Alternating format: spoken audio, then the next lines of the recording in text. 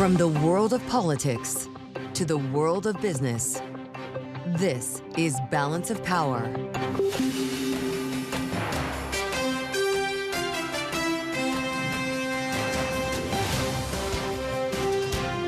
Live from Washington, D.C. Jobs Day edition with news from China putting more gas on the fire on Wall Street. Thanks for joining us live from Washington. I'm Joe Mathieu alongside Kailey, Leinz. Remarkable to see the markets making up for ground lost since President Trump's Liberation Day, Kailey, without much news to base it on. Yeah, we got strong jobs data today. There are some concerns about a slowdown. It was the news from Beijing and a headline from the Wall Street Journal having to do with fentanyl that really seemed to get things moving.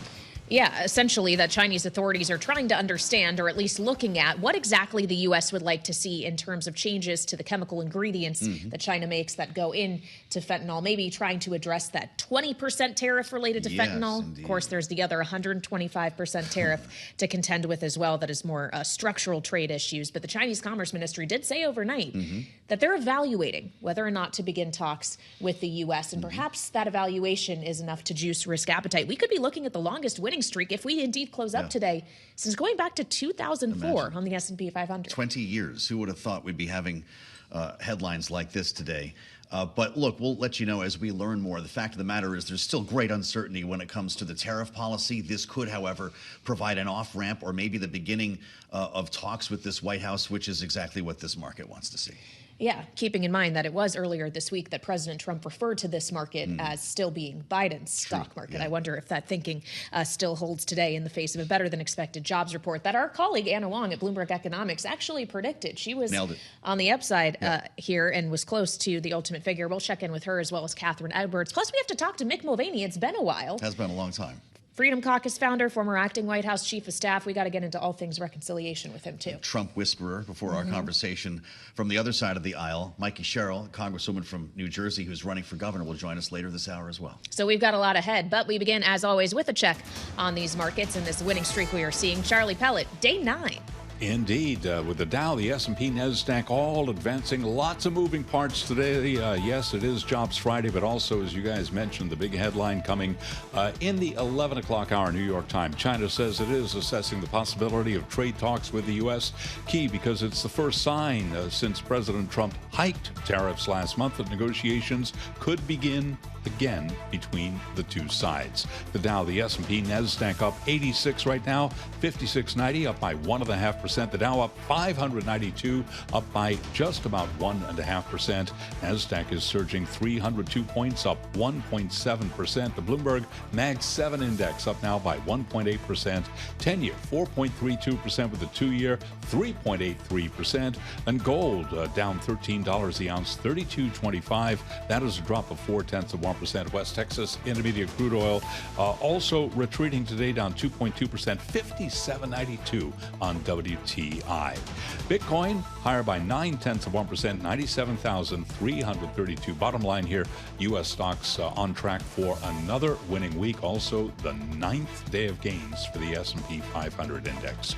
Earnings news: Apple shares are lower on a day when the rest of the market is ripping higher. We got Apple down now by just about 3.9%. The other big report last night was Amazon. Amazon shares are up by 0.6% after earnings. Balance of Power continues right now. Back we go to Washington for the Friday edition. Once again, your hosts Joe Mathieu and Kailey Leinz. All right, Charlie Pellet, thank you so much. The Jobs Friday edition and a Jobs Friday market that we are all experiencing, as Charlie was just running us through, because it was indeed a hot payrolls print we got today. Actually, one that our economists here at Bloomberg Economics might have predicted. They thought this was going to come in higher than the consensus call. And indeed, 177,000 job additions in the month of March is what we got, something the White House is touting. Stephen Myron, who chairs the Council of Economic Advisors over there, joined Bloomberg earlier today. There's been an ongoing disconnect between the hard data and the soft data, and the hard data continue to perform very well. 177,000 jobs last month, a beat of 40,000 jobs. That's the president's second jobs day beat in a row. And on top of that, you've got 11,000 construction jobs, expanding construction sector in spite of the president's crackdown on the border. So there you have it. Non-farm payrolls increasing by 177,000 last month, and nobody came closer than Anna Wong, who joins us right now, Bloomberg Economics chief U.S. economist. Anna, it's great to see you. The headlines all seem to read the same: hotter than expected despite uncertainty over tariffs. Is that how you see it? Yeah, so we basically predicted this, right? But I also said in our preview that this would be the last solid print before we are about to have two very weak print. And even this solid print surprised me in some details on how weak certain things are. So I'll tell you, Joe, the thing that surprised me was that the gains in professional and businesses sector, which is what we expected, actually largely came from employment services. So basically, employment services are the people who are helping temp agencies, helping people who are jobless to get temp jobs. So essentially, the support to payrolls print today is due to an increase in demand of jobs of helping jobless people. Okay, well, that is definitely important to consider as we look at the kind of breakdown here. There's also the fact that manufacturing was not seeing job expansion. Instead, those jobs went down by about 1,000 last month. What does that signal, Anna? Because we've talked about how it's manufacturers that actually have felt the effects of these tariffs largely first. Yes, so any economic models would predict that the indicators that would be showing the earliest evidence of the impact of tariff would be ISM manufacturing, and we did see it today. I mean, this week, that in the survey, it indicates that firms are resorting to layoffs now. So that's why we have seen a negative change in payrolls today for manufacturing sectors. In the coming two payrolls report, we're expecting a significant slowdown in logistics and trade sector. And usually, basically, in May and in June and July, you're supposed to see a bustling of activity in the ports because firms are very busy getting the shipments off the boats, transporting those goods that are about to stock up the shelf in Home Depot for ahead of Halloween, and Target for getting back to school. All those are supposed to be arriving at the ports in May and June. And we are not going to see that because of the disruption we are already seeing. There are only 35 ships leaving China for U.S. as of 2 days ago. Nothing could change that. Wow. Even if there's a 100% pivot in tariff today, we are still not going to see the goods in the ports in the first 2 weeks of May. Fascinating. We heard from Elon Musk this week talking about the efforts of the Doge, or the accomplishments of the Doge. Of course, the original intention was to find $2 trillion in cuts. They got to $160 billion, he said. Also put a number on job cuts. 1% of the federal workforce, 20,000 people. Does a number like that have an impact in the jobs data, or is that much smaller than some people expected, and it's a blip on the radar? Yeah, so $150 billion, if we take that number at face value, is basically where our baseline was. Even I remember Scott Bessent 2 months ago when he did an interview with Bloomberg here with Saleha, our reporter Saleha, he said that it would be already a cherry on a cake to have $200 billion cuts. So that is something. And also, in terms of the reduction in federal workforce, Joe, remember that the key piece is actually the hiring freeze. Every year, about 120,000 to 150,000 federal workers retire or just naturally go through attrition. And so by not refilling replacing those jobs, you're actually slowly downsizing the federal government workforce. And by 2028, at the end of this Trump administration, the federal workforce would be maybe at least 6 to 10% smaller than when it began. Wow. Well, of course, we have a long way to go until we get to 2028. Yes, indeed. Just judging by how 2025 has gone so far, probably it's going to feel like a lot more than just 4 years. Anna, finally on the data today, when we consider that we actually had cooler wage growth than expected, knowing we've had this ongoing conversation about, what's going to happen if the Fed is faced with both inflationary and growth risk at the same time? What do they do? Does that actually suggest that some of those inflationary pressures you might be worried about are not present, at least right now?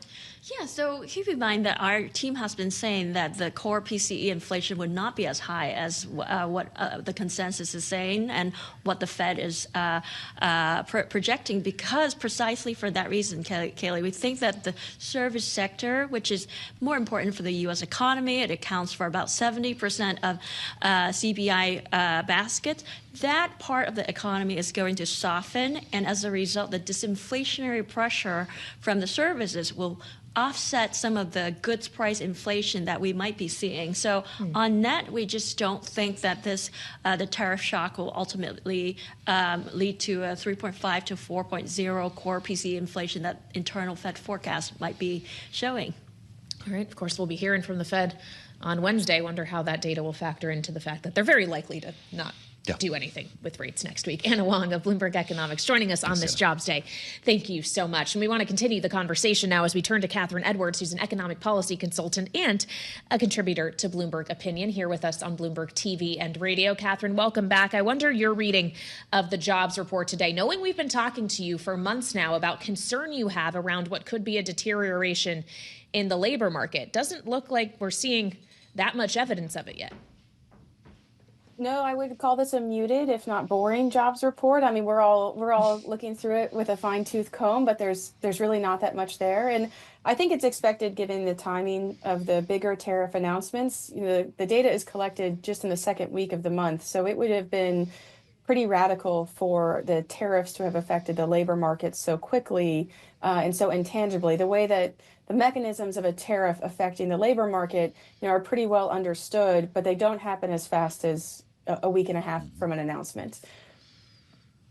So what's your trajectory then for the job market? We just got a GDP showing contraction in the first quarter. We're seeing recession odds go up. Some suggest we're in a recession already. Once we work through the next couple of months, the impact of tariff uncertainty, the federal worker layoffs that we were just discussing with Anna, and a broader slowdown economically means what for this job market? I went through the Beige Book that was reported in April to hear what the Federal Reserve regional branches are hearing from employers in their districts. And you'll see kind of throughout the report, not starting layoffs, but making preparation for reductions in headcount. Right? They have not felt the need to cut their jobs, but they are preparing for a headcount reduction. And this definitely dovetails with what we are seeing in consumer sentiment. Now, it's very easy for people to kind of dismiss consumer sentiment of like, this is just the histrionics of people, it's driven by politics, but there's really good economic research behind the tangible aspect of consumer sentiment is people who have information that has not manifested in the economy yet. So this would be something like your boss tells you your job's going to end in June. You still have a job, but something bad is coming. Or they tell you, if more ships don't leave China and these ports aren't busy, all of you are furloughed by May or by end of May, right? There is a sense in which consumer sentiment reflects information that people have about where the economy is going. And this is why it can tank kind of leading up to and is considered a leading recession indicator. I think that those two things combined, they're worrisome. And we still haven't seen an uptick in hiring. We still haven't seen employers really expanding payrolls to a great degree. And one thing that Anna didn't mention is that about a third of job growth entirely this year comes from the health sector, which is not a reflection of economic activity. Well, that's a good point. When rather.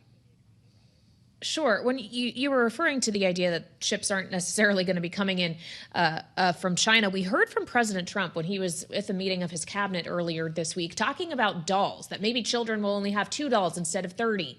And maybe those dolls will cost a few dollars more. And I wonder if you see that as recognition of an economic reality on the part of President Trump that to this point he has seemed reluctant to adopt or acknowledge. I mean, I think that this is another flip-flop from someone who changes his mind all the time. Remember that we had in January and February kind of dismissive concerns that economic pain was necessary. And then we had, following in March and April that the Fed just needs to cooperate with him. And so now we're not going to have pain, but we will have fewer dolls. I think it's just a lack of consistency that we've seen top to bottom with these tariffs. Think about what was put on a placard in the Rose Garden that didn't apply with even in 2 weeks. Or how deliberate were the numbers that went up on a placard in the Rose Garden that the internet tore it apart really in under an hour, that it wasn't really reflective of actual economic realities or the relationships we have in terms of trade with other countries. So I think there is a part of economic uncertainty that is hard to place that comes from a distrust of leadership. So we can negotiate trade agreements, we can get things back on board, but I don't know how many businesses think that there is going to be consistent economic policy or messaging coming from the White House. Did Donald Trump just recognize reality, though, Kathryn? What will this mean when it comes to back to school shopping? This is going to be a massive story late summer going into fall. And then there's going to be the story about Christmas being canceled, right? Is there any way to turn this around? Of course, you should never give up on the U.S. economy, and you should never give up on good policy being able to make a difference. I think that many people are scared, and I know that the stock market is on a winning streak, and that's great. But the terror that is inflicted on savers when they see their 401k take a nosedive, that doesn't bounce back as much as the S&P does within a couple of weeks. There is a real fear and vulnerability that goes into consumer thinking. And if you hear from your boss, we might have to do layoffs in the summer, and you look at your 401k balance at the wrong week in April and you get scared about the future, you're not going to spend money the same way. It's possible to turn mood and sentiment around, but telling people fewer dollars is in their future is probably not the way to do it. Well, and if we consider what the implication of a slowdown in consumption would be, knowing that consumers are the engine of the U.S. economy, Kathryn, that's where all of this kind of recessionary talk comes in. Even the president has said he thinks that there could be an economic slowdown if the Fed does not cut rates in time. A repeated suggestion that the Fed risks being too late here, as they have, in the president's mind, been in the past. And I wonder if you actually think there is some truth to that notion, that the Fed is likely to be late to react just by the function of monetary policy and the lag with which it works. The Fed, doesn't serve one master but the U.S. economy. And they've got to act within the stewardship of the U.S. economy, providing stability and certainty going forward. And, if the president says jump and Powell says how high, that is even worse case scenario than a recession. And that's a permanent hit to our economy and stability. So we have to trust the Fed to put all of the data on the table and have a broad-based decision making that isn't just about, intervening during a time of uncertainty. And, frankly, what the U.S. economy needs is stability and certainty. And so I think that this is what has made the tariff rollout so doubly dangerous, because as you mentioned, Kailey, there's a certain degree to which recessions become self-fulfilling, that as people get more scared, they pull back on spending. That declines economic activity because they're the engine of economic growth, and that accelerates a decline, as we're rolling down the hill. And so I think Powell being stayed here is really the antidote for a lot of people's fears, to the extent that they, pay attention as much as understanding the Fed's role in the economy, which could be a leap for a lot of people. But, I think as, people like us who are in deep on following what is going on in the details of the economy, it is nice to see Powell putting data in the economy first. Well, it's great to have you back, Kathryn. Economic policy consultant, Bloomberg opinion contributor Kathryn Edwards with her view on the economy, just days away from the next Fed meeting. He's got his work cut out for him next week, Kailey. Jay Powell's going to face questions about tariffs and Trump, and you wonder if he brings any nuances that we haven't heard yet to this conversation. Yeah, of course, we've already heard repeatedly from him. The Fed operates independently. Yeah. That independence is protected by law. They feel that they have the flexibility here to wait and see. There's too much policy uncertainty. He's probably not going to signal, hey, I'm thinking about cutting rates anytime soon. You don't even need to watch it now. Just listen to Kailey. Mick Mulvaney's on the way in. Yeah, we haven't talked to Mick in some time. He'll join us next with the view from the Republican Party, our Trump whisperer on the way in here as Donald Trump spends the weekend at Mar-a-Lago. We'll have much more straight ahead on Bloomberg. Closing the best 9-day rally we've seen on the S&P 500, the first time we've seen a 9-day rally like that, going back to 2004 as we consider jobs and trade. And I wonder, there's a question as to whether or not the market is also discounting the focus now being on tax cuts that could be coming down the line, as Congress is still working on its budget reconciliation package, though, of course, they're not in town today. It's Friday. Why would they be? They're going to come back next week, though. And the House particularly is going to keep working, though. It's interesting. They actually have decided to punt on the markups in some key committees of their pieces of legislation. The Energy and Commerce Committee, which is still dealing with a massive question around Medicaid. The Ways and Means Committee, which actually has to be the architect of this tax package. What's going to be included? Potentially a lifting of the SALT cap. Are they going to really not tax overtime tips or Social Security and all of those various components? So there still is a lot of work to do, but President Trump, at least yesterday in the White House Rose Garden, was sounding optimistic because he still wants to see this one big package come to fruition. The progress of the one big, beautiful bill, we love that bill. I won't like it if it doesn't pass, neither will you. Doesn't pass, your taxes are going to go up 68%. These will be the biggest tax cuts in American history, with 100% expensing, which is something that people cannot believe they're getting. We did it in the last one, and we had the most successful economy in my first 4 years that we've ever had in the history of our country. Which brings us to our conversation with Mick Mulvaney, the former acting White House chief of staff, former Republican congressman who helped to found the Freedom Caucus, and a former OMB director is with us now. It's been a long time. Mick, welcome back. Great to see you. You're no stranger to this process or the president of the United States. And so I want to pick up on what Kailey mentioned, the delayed markups for energy and commerce, ways and means, agriculture. At some point, they're going to have to get to this. And the matter of Medicaid has people in a bind. The president says there will be no cuts. Speaker says we're not going to do it. There are members of your former Freedom Caucus who want to see dramatic cuts. But if we hold the line on this and make good on what Donald Trump is saying, there will be no cuts to Medicare or Medicaid. Where do you find the money? Hello and happy Friday. Nice to see you guys working on a Friday. Kailey, you're getting a little bit cynical about Washington, D.C. So, look, keep in mind that, and I had this conversation. There's a lot of questions wrapped up. Let me take the last one about Medicare and Medicaid. When Donald Trump says there's been no cuts to Medicare and Medicaid, I've had that conversation personally with Donald Trump a dozen times. And when he said, Mick, you can't cut Medicare in our 2018 budget, for example, I said, Mr. President, what is Medicare to you? He said, well, Medicare is what people get when they turn to the health care they get when they're 65. I said, you know, you're absolutely right. And I'm not going to touch that. Can I please have your permission to go and look at reducing spending or reforming everything else that falls under Medicare that people don't know about and most people don't care about? He said, what do you mean? I said, I ran down the 15 different programs that are funded out of this giant pot of money. That Medicare, he said, that's not Medicare. I said, Mr. President, technically it is. He goes, good, fix that. Our budget in 2018 was the largest entitlement reform proposal in history, but did not touch these over 65 healthcare benefits and did not touch old age income supplements for Social Security. But it still cut Social Security, reform Medicare, those types of things. So you have to watch the language. The bottom line, though, to your point, Joe, is great. It's hard. It's really, really hard. When we did that in the budget in 2018, the people who hated it the most were Republicans in the Senate. And that hasn't changed. It's really, really, really hard to cut spending. In fact, it's really hard to slow the growth of spending in Washington. So that's why you're seeing these meetings, these markups get canceled, because they don't know how to do it. Well, as we consider spending, we should also note that the president and the White House released their so-called skinny budget today, Mick, in which the president is proposing base non-defense discretionary budget authority of $163 billion. That is nearly 23% below current year spending. Is there any real chance of that becoming reality?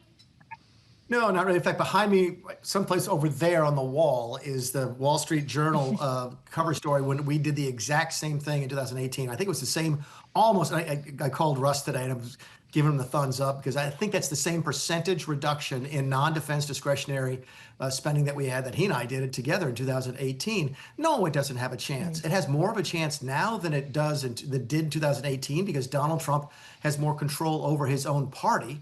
But while there was, more than half of the Republicans on the Hill hated it back in 2018, maybe still 15% of them hate it now, and you can't lose 15% of the vote. So look, the way that compromises get done in Washington, D.C. is that you spend more, not less. And my guess is that's what they're going to end up doing in some fashion. They'll figure out a way to call it a reduction in spending. But look, Russ Vogt doesn't get a vote on how Congress spends money, and Congress is going to want to spend more money. Does the president care about this? We talk a lot about deficit reduction, and then we go ahead and pass a bill with trillions of dollars in deficit spending. It kind of looks like that's where we're going.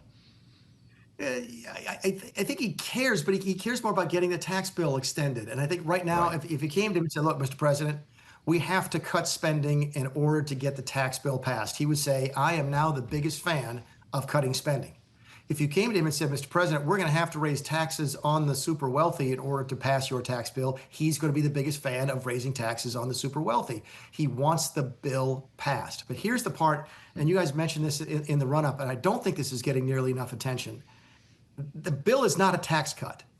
The bill is an extension of the current tax rates. It's the prevention of a tax increase. And I know that sounds like it's a semantic difference, but it's not. If you are an ordinary middle-class American and you hear Donald Trump go on TV and say, I'm going to give you a huge tax cut, technically he's correct because the current law is that your taxes are going to go up and he's preventing that from happening. But if you were expecting more money in your wallet, if this bill passes, you are going to be extraordinarily disappointed. And that's going to be a hard sell for the Republicans.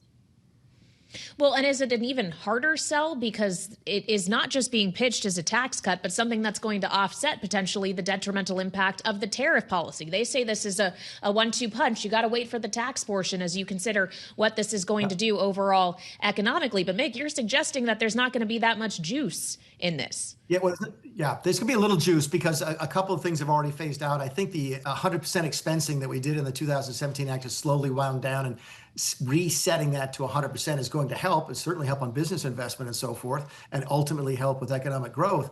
But again, if you are an ordinary person trying to figure out if you have enough money to buy toys for Christmas and you're counting on that big, beautiful bill, that's not going to help you. You are not going to have more money in your pocket in order to pay for the higher expenses, the things that cost more because of tariffs. And that's where I think the Republicans have got a blind spot, especially in terms of a PR message. Where's Donald Trump on tariffs? Mick, so many people think they can get inside the president's head on this. It's become a question about whether tariffs are a negotiating tool or a way to raise revenue. There is a group, though, and there are many Republicans who tell us off the air, Donald Trump never intended to have a new tariff policy in place. This is, in fact, leverage that he's using. In a couple of months down the road, we're not even going to be talking about this anymore. Wall Street seems to be maybe warming up to that idea. We've just round trip back to where we were before so-called Liberation Day. Bring us inside his head when it comes to tariffs. Yeah, of course, that's been the $64,000 question since Liberation Day. Is it are they the Peter Navarro tariffs, which are tariffs for the sake of tariffs, staying forever as a way to sort of encourage domestic production of textiles again? Or are they tariffs, for the sake of leverage on getting better trade deals? I'm sorry. And I think what we know now is it's the latter. It's the more nuanced approach that Scott Bessent has been pushing. I don't think they're going away, but I don't think Peter Navarro is having nearly the voice in the White House that he's had the last couple of months. Well, someone whose voice within the White House or Trump's inner circle is going to change, we learned yesterday, Mick, is Mike Waltz, who's no longer national security advisor, has now become the nominee to be the U.S. ambassador to the United Nations. You obviously served in the first Trump administration. You were familiar with the kind of turnover nature of it. It's how you ended up at one point being acting White House chief of staff. And I wonder what your reaction was to yesterday's news that President Trump wasn't necessarily letting him go. He's not getting fired, simply maybe being reassigned. But still, this is the first shakeup we have seen in term 2. It is, and I got a different perspective on it than I think most people. Look, I think I like Mike Waltz. I think they'll be hurt by having Mike Waltz's influence not available to them in the White House. I know who's in charge of immigration policy in the White House. That's Stephen Miller. I know who's in charge of leading the discussion on spending. That's Russ Vought. I sort of had the impression that Mike Waltz was at least a leading voice on foreign policy in the White House, and now he'll be gone. Okay, and I think that hurts the White House. There's no question. Losing the talent like Mike Waltz hurts. But here's the part I think they're missing. They've nominated him for a Senate-confirmed position. I consider the UN ambassadorship to be a demotion. I think most people would. John Bolton didn't go from NSC, National Security Advisor, to UN ambassador. He went the other way. Nikki Haley would not have gone down. She would have only gone up. But it is Senate confirmed. What does that mean? The Democrats are going to get the investigation into so-called Signalgate that they haven't been able to get up to this point. And we are going to be hearing about this for a long time. I think Mike Waltz is ultimately confirmed for this position.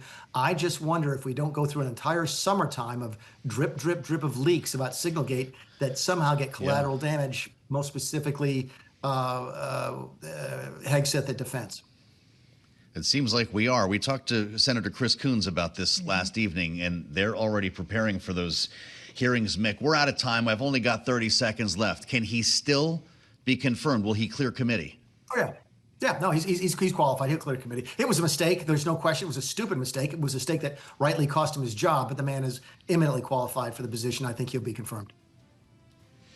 All right, Mick Mulvaney, great to have you back here on Balance of Power. Former acting White House chief of staff in the first Trump administration, former OMB director, former Republican congressman from South Carolina, founder of the House Freedom Caucus. You got them all. I think you got them all. Okay, it is a long resume. Joining us here on Bloomberg TV and radio, and we still have much more ahead. Our conversation with Democratic Congresswoman and New Jersey gubernatorial candidate Mikie Sherrill is just ahead on Bloomberg. We saw yesterday the first real turnover, or at least shaking up, of the second Trump administration as he announced that his national security advisor, Mike Waltz, who of course was embroiled in the Signalgate scandal after his inadvertent addition of a journalist to a chat that discussed Houthi attack plans, is now the nominee to be ambassador to the United Nations, leading many to question the other person who was operative in that Signalgate scandal, the defense secretary, Pete Hegseth, who actually texted the plans of the fighter jets, the weapons that would be used to strike the Houthis, and what would happen to him.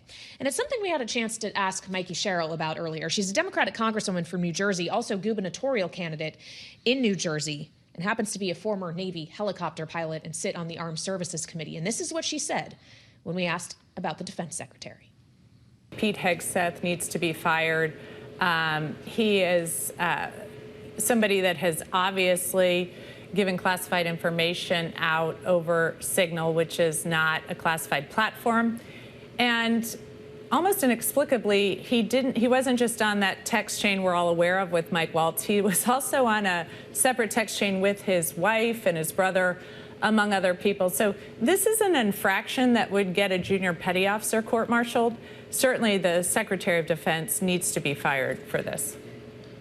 You're backing an amendment to prevent the Secretary of Defense from destroying records and historical artifacts at the Pentagon and in our service academies. Congresswoman, you said in a recent Armed Services Committee meeting that he's taken Why the Caged Bird Sings by Maya Angelou off library shelves, but left 2 copies of Adolf Hitler's Mein Kampf. Does this amendment have the support to pass? Unfortunately, we did not see that support in the House Armed Services hearing that we held on it. Again, this does not seem controversial to me. This erasure of history of the service, particularly of Black service members and women, is an affront. I went to the Naval Academy. I served for almost 10 years as a helicopter pilot, as a Russian policy officer. And I will tell you, the idea that somehow service women should not be there is just infuriating when we have seen such brave and great service from so many women, like our former CNO, who was one of the first admirals fired by this administration, and others. So at this point, I am just really convinced that Pete Hegseth is a real cancer on the military and certainly needs to be fired. As we consider the defense posture of the United States, Congresswoman, President Trump today is requesting a record $1 trillion national security budget. Is that level of spending justified in the next fiscal year? Well, I don't think we saw the $150 billion supplemental well justified because we didn't have the safeguards in place as to where it would go. We, in the hearing, tried to make sure that we understood exactly what was being funded. There wasn't a lot of clarity, and there weren't enough guardrails. So simply dumping $150 billion, much less $1 trillion, onto this Pentagon, when we have a Secretary of Defense that has proven to be very incompetent, many of the top leaders having resigned, at this point, we don't have a new chief of naval operations. I'm not sure anybody at this point wants that job because of the chaos that we're seeing at the top in the Pentagon. So we really, I think, have a lot of concerns. I have a lot of concerns as a member of the House Armed Services Committee about what the proposals are in this budget and what they will be funding. Well, it becomes a question as well of what it is we're spending this money on, regardless of the spending level. Congresswoman, I know this is a debate that you're involved in on armed services. There was reporting recently that Elon Musk actually advised Secretary Hegseth on procurement, that we should be spending less money on the weapon systems and platforms of the Cold War and investing more in drones and hypersonic missiles. Is he right?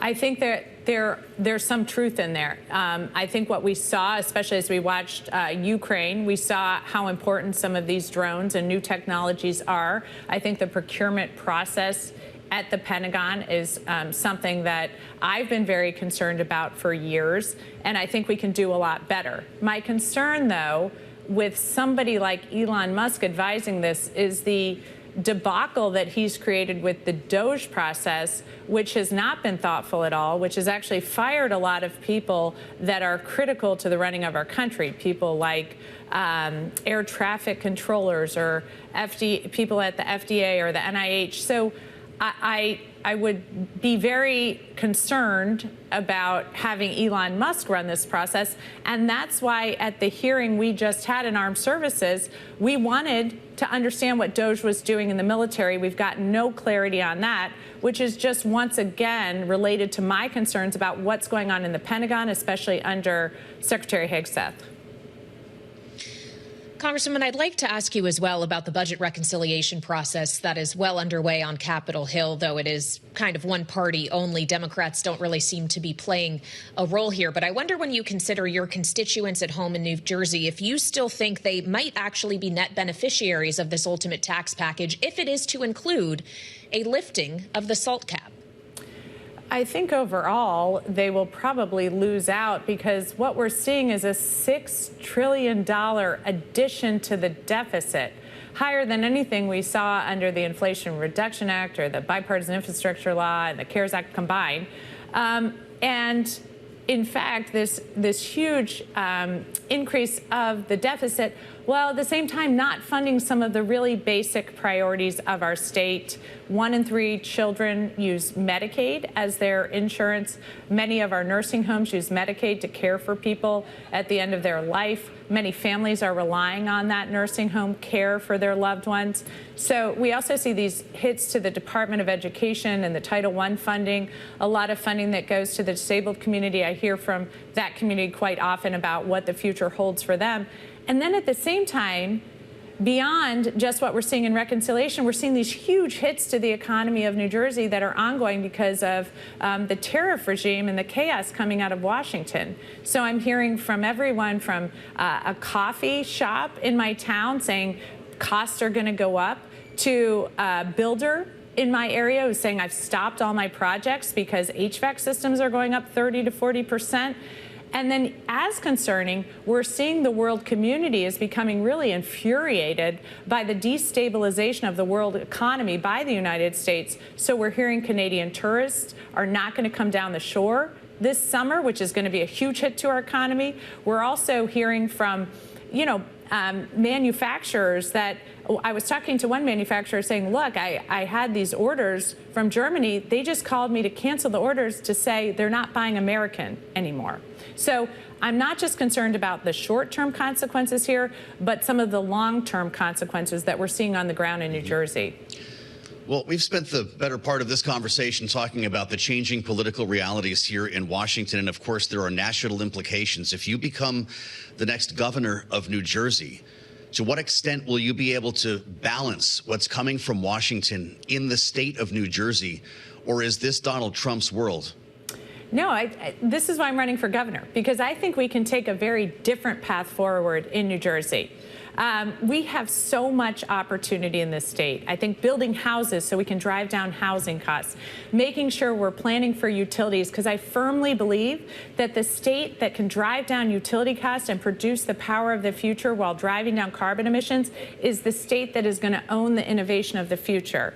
Investing in our broken healthcare system and rethinking how we're delivering care to millions of people.